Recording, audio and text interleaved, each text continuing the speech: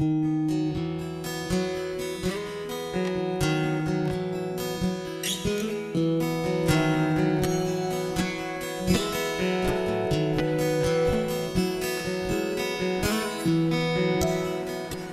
have never really been a strength for me.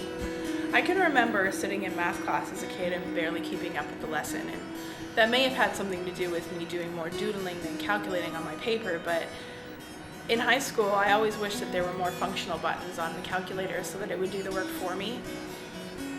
And I also remember that calculators back then, they only had room for about 7 digits, which is enough for calculations up to 99 million. But we never even seemed to get that far. We didn't talk about millions much in high school. We certainly didn't talk about billions very often, but we seem to hear a lot about billions these days. And a million doesn't even seem like that much anymore.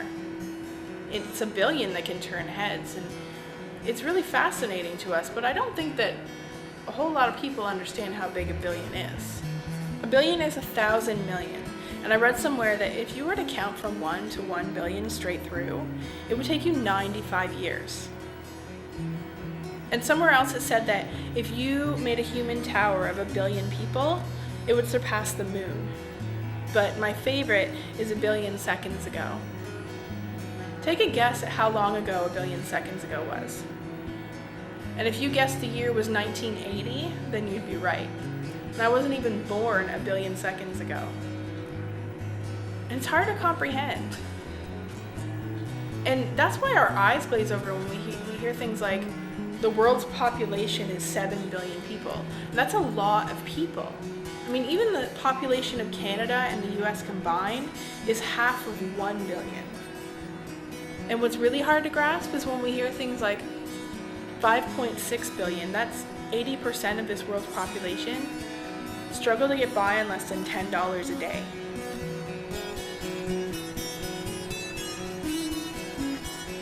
Even education is a luxury in so many countries. 770 million children are not in school right now. And most of them just because they can't afford it. And some other luxuries that billions go without are adequate shelter, clothing, even sufficient food and safe drinking water. You and I can't even imagine what it would be like to have to drink what the 1.2 billion people who don't have access to clean water have to drink. And it's the unsanitary water that's partially responsible for the deaths of 22,000 children each and every day. And I've known some of these children. One of them in particular, his name was Teddy, and he was a 4-year-old boy who lost his life to an illness that's completely preventable and treatable. And the only reason Teddy died is because his mom couldn't afford the $8 medication that would have made him better. And in fact, in the time it takes you to watch this video, 150 children have died from waterborne diseases and malnutrition. And that's not okay. But so many people live like it is. And we've all heard the statistics, but have we really sat down to try to figure out what they look like? And I told you before that my strength's not numbers, but what I do like is people. And I haven't even made a drop in the ocean as far as meeting the world's population is concerned, but I do know one thing. And that's that these 5.6 billion people have a name.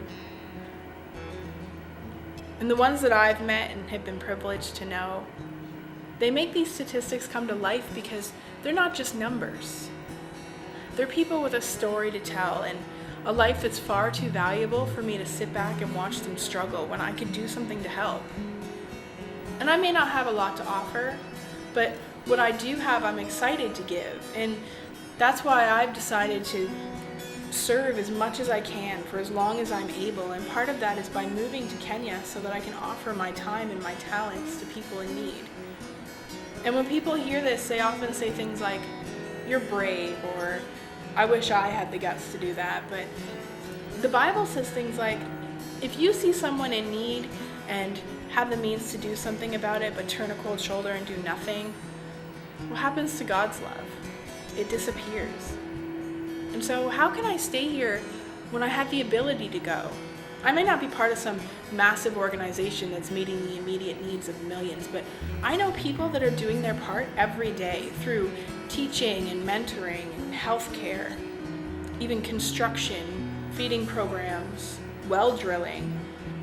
And they're fellow missionaries in small organizations who have dedicated their lives to helping people, and they're doing that every day. But sometimes it can be difficult to share the needs with people back home who are involved. And these missionaries and small organizations, they don't have fundraising budgets. And sometimes they don't have a creative way to convey what's happening on the field, and so that's where I come in. I have something to offer them, and that's media. You and I know that media can be a great way to tell a story, and so I hope to partner with these people and get the word out about serving and about what God is doing. And it's my hope that through these videos, we'll make more people aware so that more good can be done and more lives can be saved in Kenya and throughout Africa. I don't claim to be able to change everything, but that doesn't mean that I should do nothing. And instead of being overwhelmed by the 5.6 billion or the 80%, I prefer to see it as one name at a time, so that the Teddys of this world don't go neglected. And I've already had the opportunity to be part of something great, and so I know that with a little bit of effort to serve someone in need, you can change the world for someone. But I can't do this alone. A mission like this takes the participation of compassionate people who are willing to use their abilities and strengths. So please join me. Become part of something incredible, and you'll see that your support will ensure that needs are met, and your generosity will be rewarded with something far greater than gold. And you can follow the progress on my blog at the address below, and it's there that I'll introduce you to people whose lives have been changed. And you'll see that your kindness has reached out across the world and helped somebody who's struggling through life. And please keep myself and this work in your prayers, because it's by God's grace alone that I serve, and it's His strength that will get me through. So please consider joining today. We all want to be treated like people, so let's stop treating this 80% like a bunch of numbers and change this world, one name at a time.